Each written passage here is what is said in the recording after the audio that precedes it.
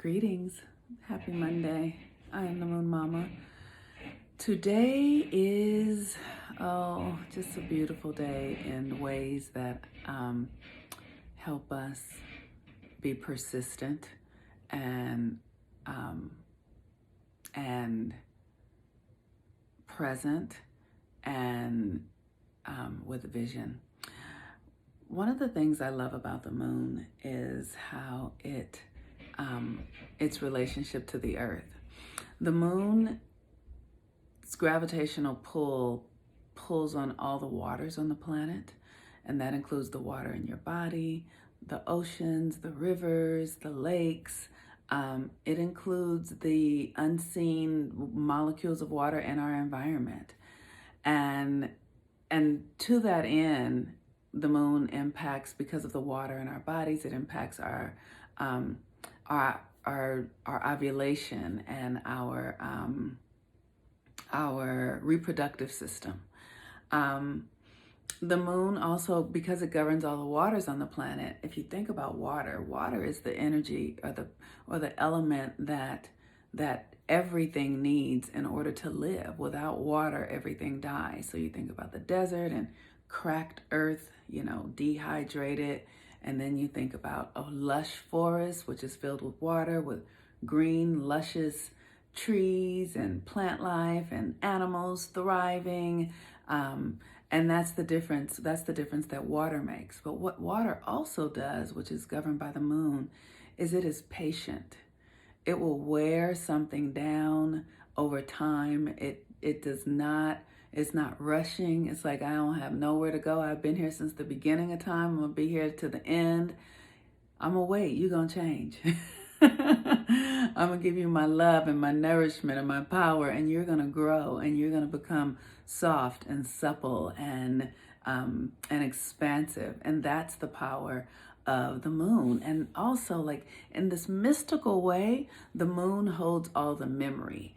I can't explain it, but if I were going to try to explain it like scientifically, I would say the moon is the computer that keeps record of everything we do. It's almost like, when we were children, we were told that Santa Claus is watching everything. Well, that's the moon. Or that God is keeping score. That's the moon, actually. And then because the moon governs our psyches, and our psyches is what we take with us. So when we drop these bodies, that psychic energy that we experience throughout a lifetime is the only thing that we keep. And that is, in the mystical way, that is the ownership and the governing force of the moon, because of the water in our brains and bodies. And it's something I can't really explain. And I think you can hear that. It's very ephemeral, but our life is being tracked, and the moon is the tracker of that. And so from one lifetime to the next, to the next, to the next, the moon holds the memory of everything that we've ever done. And when we follow the moon, when we relate to the moon and we do the work with the moon reveals to us our memories and things that we wouldn't necessarily have access to. And so when we understand the moon, it's like knowing that everyone in your life, you're connected to them at this very deep level. And everyone is changing, everyone is transforming, everyone is developing and evolving in these ways that are seen and unseen. It's like, if you have children, you watch them grow, but you don't actually see them growing in front of your face, but they are growing constantly.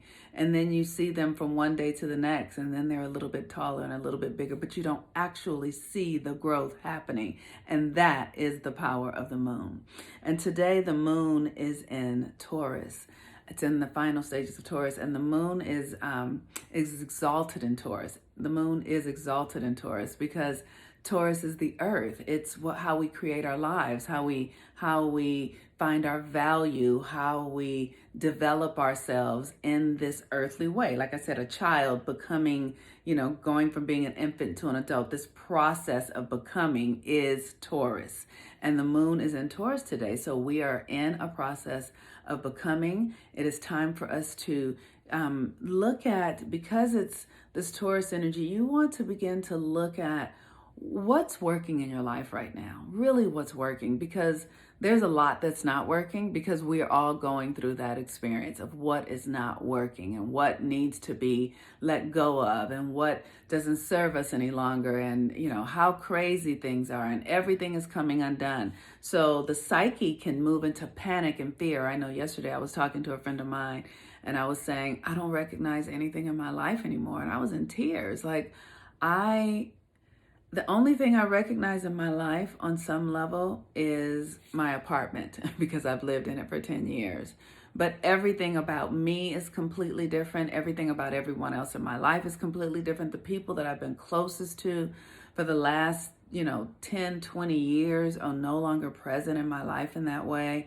And that's it's disconcerting. It feels like it's throwing me off my balance a little bit. And so I'm having to really take stock of what counts in my life right now, what is working.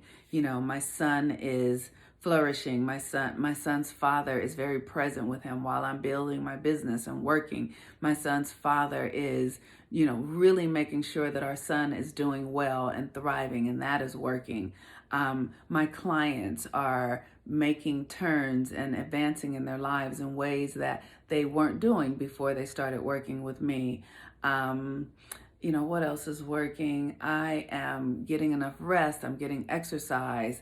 I'm taking care of myself in ways, even though I feel really stretched and thin, in a lot of ways that I haven't before. I'm managing to take care of myself and make myself a priority, which is really fantastic. I'm growing my classes and my business. I'm doing my spiritual practice and meditation on a daily basis. So this is what I'm saying. It's important for you, while the moon is in Taurus, to look at the things in your life that you are actually accomplishing, because in that it'll help regulate your nervous system. It'll help you see that things are not all bad, because things look all bad right now. That's just the way of it. Things look like they are not working out the way we want them to, and they are not working out the way we want them to, but that doesn't mean that they're not working out. So if you can begin to take your wins, however small, it's like, sometimes when I was in the depths of this many, many, many years ago, and understanding that this is the process of creation and growth and evolution. And sometimes I couldn't do anything. Like the business I'm doing now, I knew it 10 years ago. And I had an infant who was diagnosed with Down syndrome. I was going through a divorce. I was living in a place that I was being evicted out of. And there was nothing I could do to see the good in it.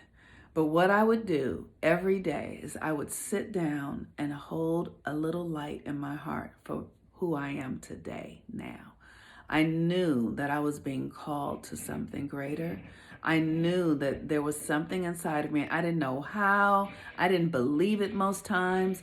I had a child. The doctors were saying my child couldn't hear. I'm telling you guys, the doctors were saying this baby can't hear. And there was all sorts of stuff happening, and I would just do all the doctor's appointments, go through all the stuff that was driving my marriage into like chaos. And I would sit every day with a little light in my heart and go, I know who I am. I know what I'm here to do. I don't know how. I don't know if. I don't know when. It might never. But it's true because it's in my little heart right here. And I'm going to hold on to that. And I did. And now here I am today doing this. And I have a whole business surrounding it. My son is thriving. My son's father is doing well. My family is thriving, because in the chaos and the most destructive time of my life, I held the light. And that is the energy that we need to know right now. We are going through an incredibly deconstructing experience in our world, each of us in unique ways.